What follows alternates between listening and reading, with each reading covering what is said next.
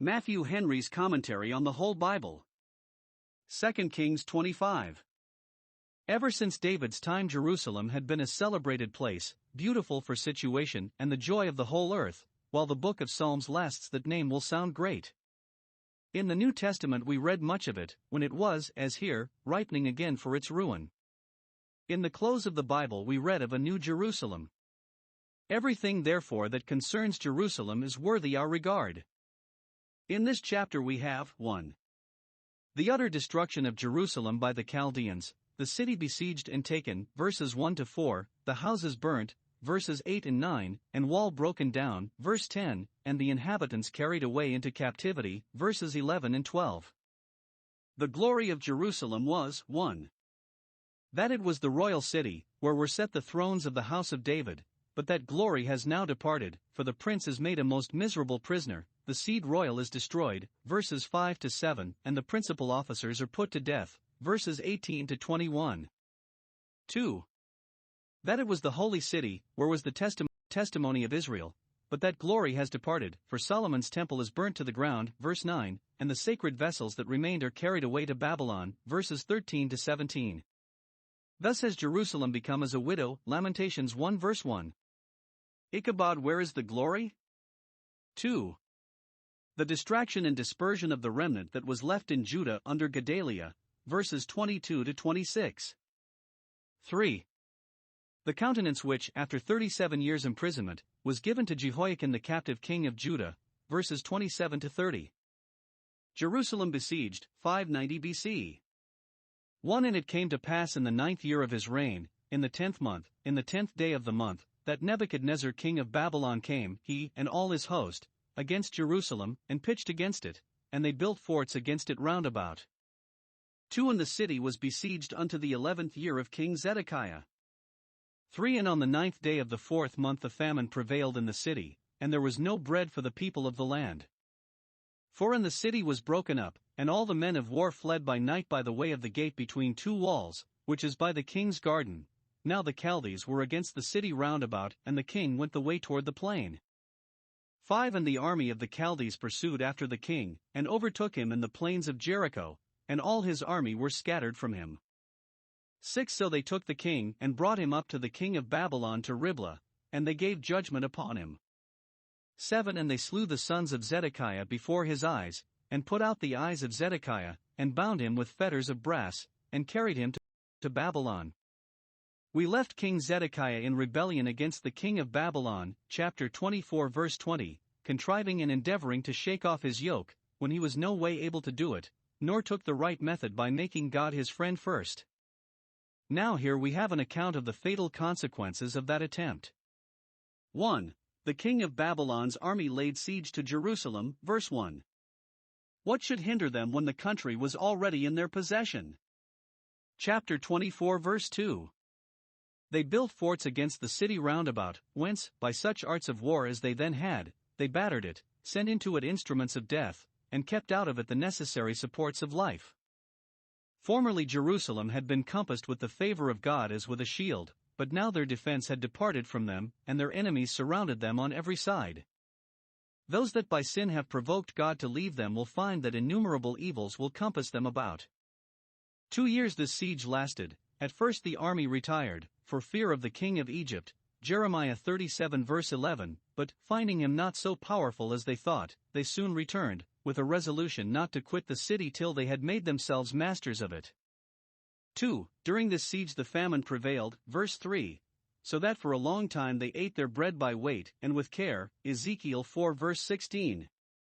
Thus they were punished for their gluttony and excess, their fullness of bread in feeding themselves without fear. At length there was no bread for the people of the land, that is, the common people, the soldiers, whereby they were weakened and rendered unfit for service. Now they ate their own children for want of food. See this foretold by one prophet, Ezekiel 5 verse 10, and bewailed by another, Lamentations 4 verse 3, etc. Jeremiah earnestly persuaded the king to surrender, Jeremiah 38 verse 17, but his heart was hardened to his destruction.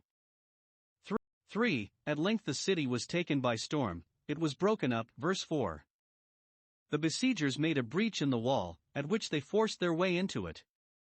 The besieged, unable any longer to defend it, endeavored to quit it, and make the best of their way, and many, no doubt, were put to the sword, the victorious army being much exasperated by their obstinacy. For if the king, his family, and all his great men, made their escape in the night, by some secret passages which the besiegers either had not discovered or did not keep their eye upon, verse 4. But those as much deceive themselves who think to escape God's judgments as those who think to brave them. The feet of him that flees from them will as surely fail as the hands of him that fights against them. When God judges, he will overcome. Intelligence was given to the Chaldeans of the king's flight, and which way he had gone, so that they soon overtook him, verse 5. His guards were scattered from him, every man shifting for his own safety. Had he put himself under God's protection, that would not have failed him now.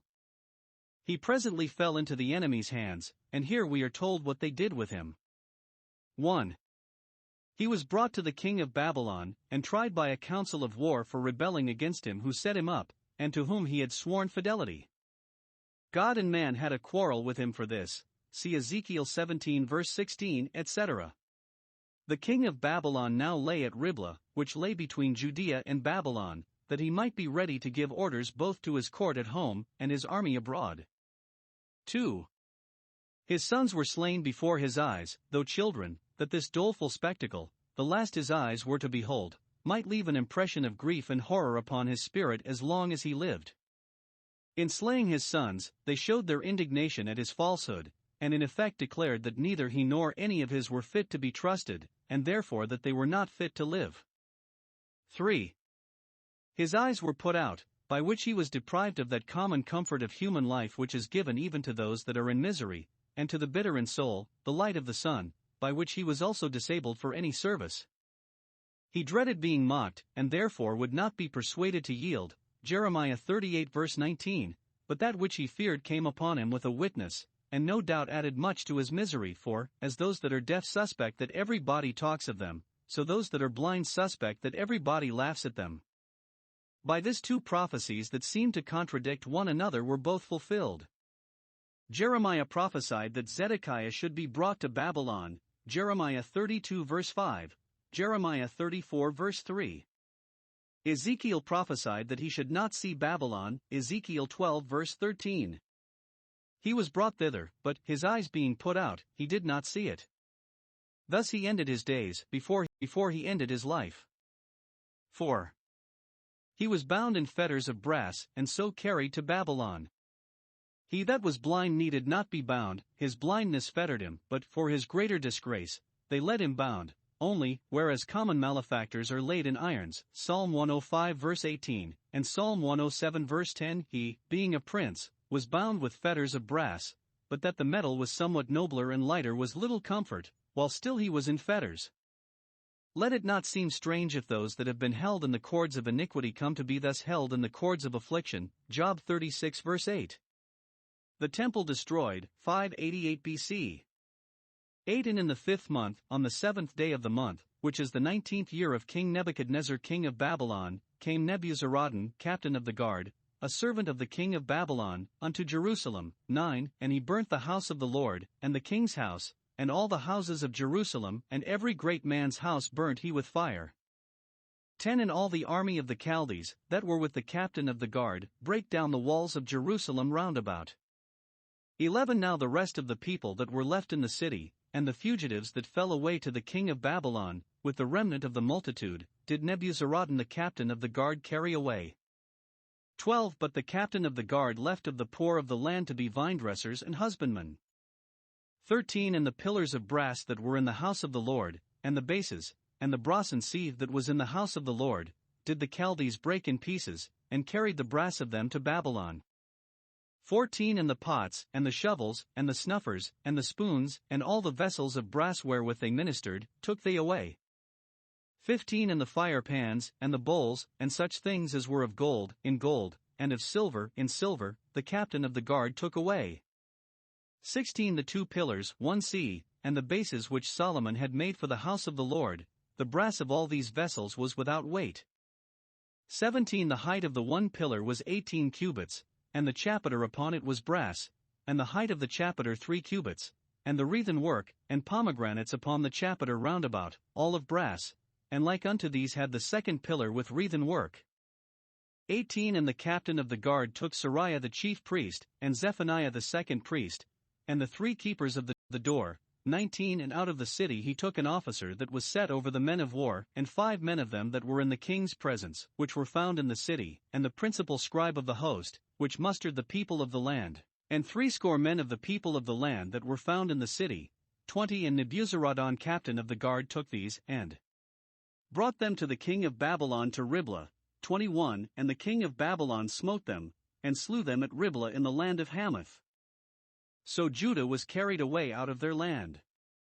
Though we have reason to think that the army of the Chaldeans were much enraged against the city for holding out with so much stubbornness, yet they did not therefore put all to fire and sword as soon as they had taken the city, which is too commonly done in such cases, but about a month after. Compare verse 8 with verse 3, Nebuzaradan was sent with orders to complete the destruction of Jerusalem.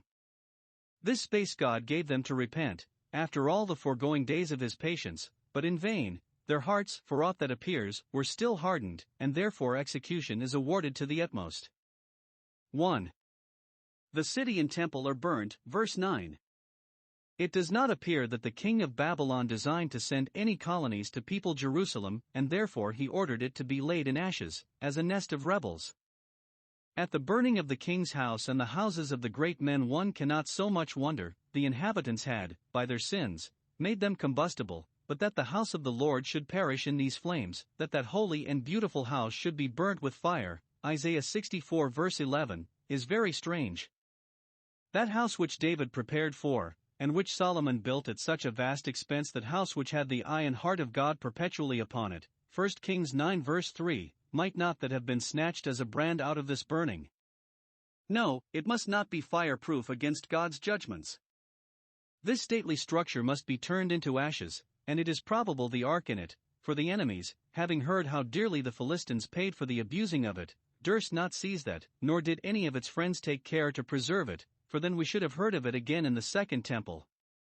One of the apocryphal writers does indeed tell us that the prophet Jeremiah got it out of the temple, and conveyed it to a cave in Mount Nebo on the other side Jordan, and hid it there. 2 Maccabees 2:4-5, but that could not be, for Jeremiah was a close prisoner at that time. By the burning of the temple, God would show how little cares for the external pomp of his worship when the life and power of religion are neglected. The people trusted to the temple, as if that would protect them in their sins, Jeremiah 7 verse 4, but God, by this, let them know that when they had profaned it they would find it but a refuge of lies. This temple had stood about 420, some say 430 years. The people having forfeited the promises made concerning it, those promises must be understood of the gospel temple, which is God's rest forever. It is observable that the second temple was burnt by the Romans the same month, and the same day of the month, that the first temple was burnt by the Chaldeans, which, Josephus says, was the 10th of August. 2.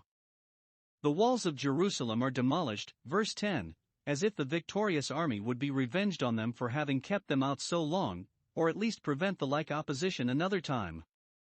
Sin on walls of people, and takes away their defense. These walls were never repaired till Nehemiah's time. 3. The residue of the people are carried away captive to Babylon, verse 11. Most of the inhabitants had perished by sword or famine, or had made their escape when the king did, for it is said, verse 5, his army was scattered from him, so that there were very few left, who with the deserters, making in all but 832 persons, as appears, Jeremiah 52 verse 29, were carried away into captivity. Only the poor of the land were left behind, verse 12, to till the ground and dress the vineyards for the Chaldeans. Sometimes poverty is a protection, for those that have nothing to lose. When the rich Jews, who had been oppressive to the poor, were made strangers, nay, prisoners, in an enemy's country, the poor whom they had despised and oppressed had liberty and peace in their own country. Thus Providence sometimes remarkably humbles the proud and favors those of low degree. 4. The brazen vessels and other appurtenances of the temple are carried away, those of silver and gold being most of them gone before. Those 2 famous columns of brass, Jachin and Boaz, which signified the strength and stability of the house of God, were broken to pieces, and the brass of them was carried to Babylon. Verse 13. When the things signified were sinned away, what should the signs stand there for? Ahaz had profanely cut off the borders of the bases, and put the brazen sea upon a pavement of stones. 2 Kings 16 verse 17. Justly therefore are the brass themselves, and the brazen sea, delivered into the enemy's hand. It is just with God to take away his ordinances from those that profane and abuse them, that curtail and depress them. Some things remained of gold and silver, verse 15, which were now carried off, but most of this plunder was brass, such a vast quantity of it that it is said to be without weight. Verse 16. The carrying away of the vessels wherewith they ministered, verse 14, put an end to the ministration. It was a righteous thing with God to deprive those of the benefit of his worship who had slighted it so long and preferred false worships before it. Those that would have many altars shall now have none. 5. Several of the great men are slain in cold blood. Sariah the chief priest, who was the father of Ezra, as appears, Ezra 7 verse 1, the second priest, who, when there was occasion, officiated for him, and 3 doorkeepers of the temple, verse 18, the general of the army, 5 privy counselors, afterwards they made them up 7, Jeremiah 52 verse 25, the secretary of war, or paymaster of the army, and 60 country gentlemen, who had concealed themselves in the city. These, being persons of some rank, were brought to the king of Babylon, verses 19 and 20, who ordered them to be all put to death, verse 21, when, in reason, they might have hoped that surely the bitterness of death was past. These the king of Babylon's revenge looked upon as most active in opposing him, but divine justice, we may suppose, looked upon them as ringleaders in that idolatry and impiety which were punished by these desolations. This completed the calamity, so Judah was carried away out of their land, about 860 years after they were put in possession of it by Joshua. Now the scripture was fulfilled, the Lord shall bring thee, and the king which thou shalt set over thee, into a nation which thou hast not known. Deuteronomy 28 verse 36. Sin kept their fathers 40 years out of Canaan, and now turned them out. The Lord is known by those judgments which he executes, and makes good that word which he has spoken. Amos 3 verse 2. You only have I known of all the families of the earth, therefore I will punish you for all your iniquities. Dispersion of the remnant of Judah, 552 BC. 22. And as for the people that remained in the land of Judah, whom Nebuchadnezzar king of Babylon had left, even over them he made Gedaliah the son of Ahikam, the son of Shaphan, ruler. 23. And when all the captains of the armies, they and their men, heard that the king of Babylon had made Gedaliah governor, there came to Gedaliah to Mizpah, even Ishmael the son of Nethaniah, and Johanan the son of Kareah, and Sariah the son of Tanhumeth the Netophathite, and Jazaniah the son of a Maacathite, they and their men. 24. And Gedaliah sware to them, and to their men, and said unto them, Fear not to be the servants of the Chaldees, dwell in the land, and serve the king of Babylon, and it shall be well with you. 25. But it came to pass in the 7th month, that Ishmael the son of Nethaniah, the son of Elishama, of the seed royal, came, and 10 men with him, and smote Gedaliah, that he died, and the Jews and the Chaldees that were with him at Mizpah. 26. And all the people, both small and great, and the captains of the armies, arose, and came to Egypt, for they were afraid of the Chaldees. 27. And it came to pass in the 37th year of the captivity of Jehoiakim king of Judah, in the 12th month, on the 27th day of the month, that Evil-Merodach king of Babylon in the year that he began to reign did lift up the head of Jehoiakim king of Judah out of prison. 28. And he spake kindly to him, and set his throne above the throne of the kings that were with him in Babylon. 29. And changed his prison garments, and he did eat bread continually before him all the days of his life.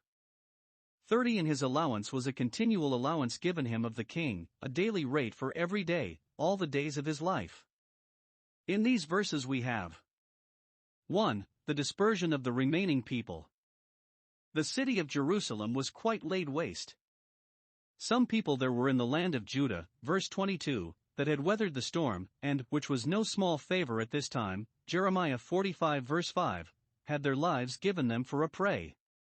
Now see 1. What a good posture they were put into. The king of Babylon appointed Gedaliah, one of themselves, to be their governor and protector under him, a very good man and one that would make the best of the bad. Verse 22. His father Ahikam was one that countenanced and protected Jeremiah when the princes had vowed his death. Jeremiah 26 verse 24. It is probable that this Gedaliah, by the advice of Jeremiah, had gone over the Chaldeans, and had conducted himself so well that the king of Babylon entrusted him with the government. He resided not at Jerusalem, but at Mizpah, in the land of Benjamin, a place famous in Samuel's time. Thither those came who had fled from Zedekiah, verse 4, and put themselves under his protection, verse 23, which he assured them of if they would be patient and peaceable under the government of the king of Babylon, verse 24. Gedaliah, though he had not the pomp and power of a sovereign prince, yet might have been a greater blessing to them than many of their kings had been, especially having such a privy council as Jeremiah, who was now with them and interested himself in their affairs. Jeremiah 40 verses 5 and 6. 2. What a fatal breach was made upon them, soon afterwards, by the death of Gedaliah, within 2 months after he entered upon his government.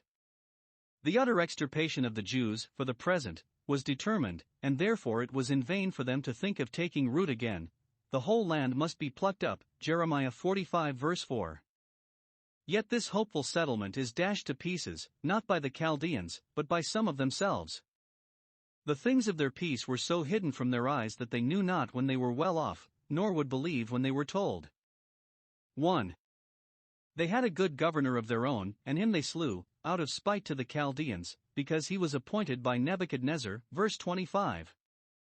Ishmael, who was of the royal family, envying Gedaliah's advancement and the happy settlement of the people under him, though he could not propose to set up himself, resolved to ruin him, and basely slew him and all his friends, both Jews and Chaldeans. Nebuchadnezzar could not, have been a more mischievous enemy to their peace than this degenerate branch of the house of David was. 2. They were as yet in their own good land, but they forsook it, and went to Egypt for fear of the Chaldeans. Verse 26. The Chaldeans had reason enough to be offended at the murder of Gedaliah, but if those that remained had humbly remonstrated, alleging that it was only the act of Ishmael and his party, we may suppose that those who were innocent of it, nay, who suffered greatly by it, would not have been punished for it, but, under pretense of this apprehension, contrary to the counsel of Jeremiah, they all went to Egypt, where, it is probable, they mixed with the Egyptians by degrees, and were never heard of more as Israelites. Thus was there a full end made of them by their own folly and disobedience, and Egypt had the last of them, that the last verse of that chapter of threatenings might be fulfilled. After all the rest, Deuteronomy 28 verse 68, the Lord shall bring thee into Egypt again.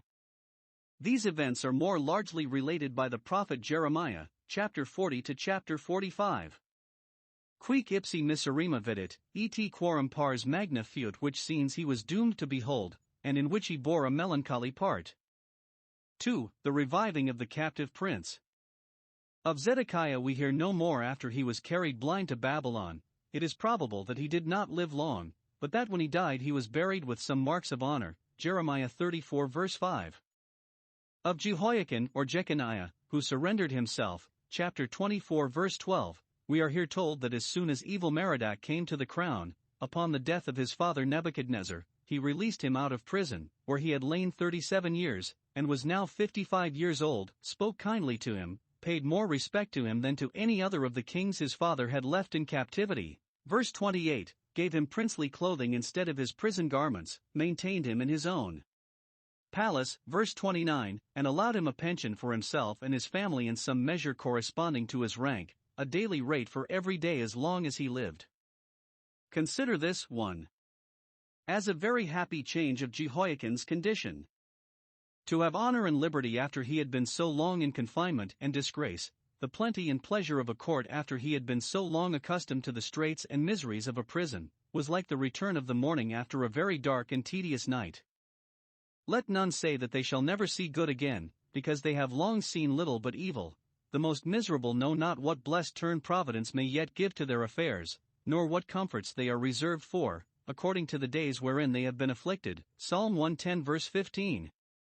However, the death of afflicted saints is to them such a change as this was to Jehoiakim. It will release them out of their prison, shake off the body, that prison garment, and open the way to their advancement. It will send them to the throne, to the table, of the King of Kings, the glorious liberty of God's children. 2. As a very generous act of evil Merodachus. He thought his father made the yoke of his captives too heavy, and therefore, with the tenderness of a man and the honor of a prince, made it lighter. It should seem all the kings he had in his power were favored, but Jehoiakim above them all, some think for the sake of the antiquity of his family and the honor of his renowned ancestors, David and Solomon. None of the kings of the nations, it is likely, had descended from so long a race of kings in a direct lineal succession, and by a male line, as the king of Judah.